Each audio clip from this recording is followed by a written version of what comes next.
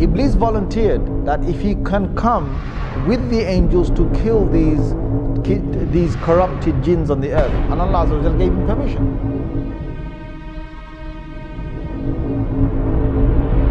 Suddenly Allah reveals to the angels and He says, I am about to make on the earth a Khalifa.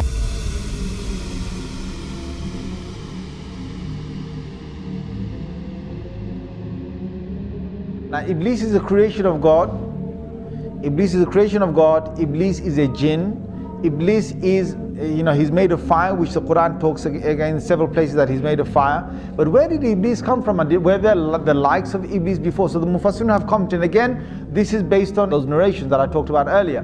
And what Allah Azza wa Jal did is that He created a whole creation of jinns that were on the earth. And this you will find in many of the early Mufassirun have commented on this. He created them on the earth and they had got taklif. Now what is taklif? Taklif is that God's now given them a responsibility to recognize Him.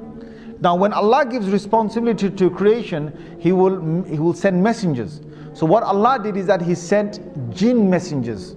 So before there was human messengers, before Adam alayhi salam, who was the first human messenger, there were many jinn messengers that Allah Azza wa Jal sent to them. Now the jinns are made of fire, and the jinns, one of the things they have inside, being fiery is that you're angry and you're hasty, you're fast, you're very powerful. Now the sifat and the qualities that the jinns have between them is that they are in fights and they are in quabbles and they are in superiority and who can prove who's greater. This is one of the nature of the jinns, and they're always in the spirit of challenge. Now there are good jinns. Allah Azza wa Jal has said that in Surah Jinn itself. He's talked about two different groups of jinns, and He said the salihun, and there's those who are pious and those who are not pious. Now the ones that were on the earth were both types, and messengers came down. But the messengers in the many numbers were killed by the jinns on the earth. And there was great corruption that prevailed on the earth. There was great corruption that prevailed on the earth. Now there was one notable jinn that was very pious. Iblis, being who he was a good jinn, and he started to worship God to the extent, because jinns could fly, and jinns could go through many of the heavens. They could go up and down. They didn't have to stay on the earth. They could travel up. It was only when Rasulullah sallallahu alaihi wasallam came that they were trapped within this first universe. This is clear from the Quran. This in Surah Safat you will find this. In Surah Jinn you will find this. That Allah did not allow them to go beyond the first heaven, or the first heaven meaning the end of this universe. They can't go past that after Rasulullah sallallahu alaihi wasallam became a prophet. But before that they could go above that. So what happened is that on these travels, Iblis proved himself that he was so close to God. And Allah Azza wa Jal then allowed him to get closer and closer to higher and higher basically. And they say in some of these narrations that there was no space in the heavens was left, like no large space was left in the heaven, but Iblis had gone there and he had worshipped God. So he was a very, very, very close, you could say jinn, servant jinn, however you want to put it, to God. Until then, Allah Azza wa Jal allowed him to come in the company of the malaika, of the angels. And he got the chance to be in the company of the malaika. Allah decided that He's going to send the angels down to the earth and to banish the mutamarrideen, or those jinns that had causes a lot of corruption on the earth. So this group was going to come down and they're going to kill many of these jinns that were just out of control. Iblis volunteered that if he can come with the angels to kill these corrupted jinns on the earth, and Allah Azza wa Jal gave him permission. So he came and they killed a lot of these jinns. They left only a few on the earth, and from these few again the progeny of the jinns would start. Now Iblis returns back.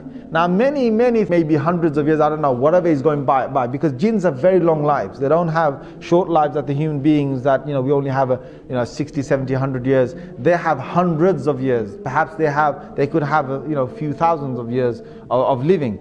Now you've got Iblis that has gone down there, that has banished these jinns. most of them who are corrupted on the earth, and is returned back with the angels. Now he was with the angels, but Allah makes it very clear that he was not from the malaika, he was from the jinn. Now why Allah makes that clear is because we understand that no malak or no angel can ever disobey Allah Azza wa Jal. Allah's made it in their nature not to disobey Allah, but a jinn can. So the biblical sources, they've now faltered again. They call it a fallen angel.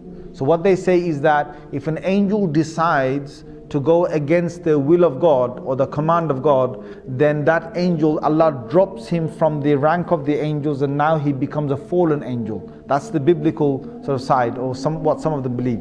The Muslims don't believe that. No angel can ever disobey Allah Azza wa Jal. So that's where we find that Iblis was able to disobey Allah, because he wasn't from the malaika. Now there's one thing here. Why is it that Iblis is now going to disobey God? Now you've got to understand the whole thing behind the creation of Adam alayhi salam. Suddenly Allah reveals to the angels and he says, I am about to make on the earth a Khalifa, or someone who will take command, second in charge, or someone who will rule again, reign after the last reigning. I'm about to make a Khalifa on the earth.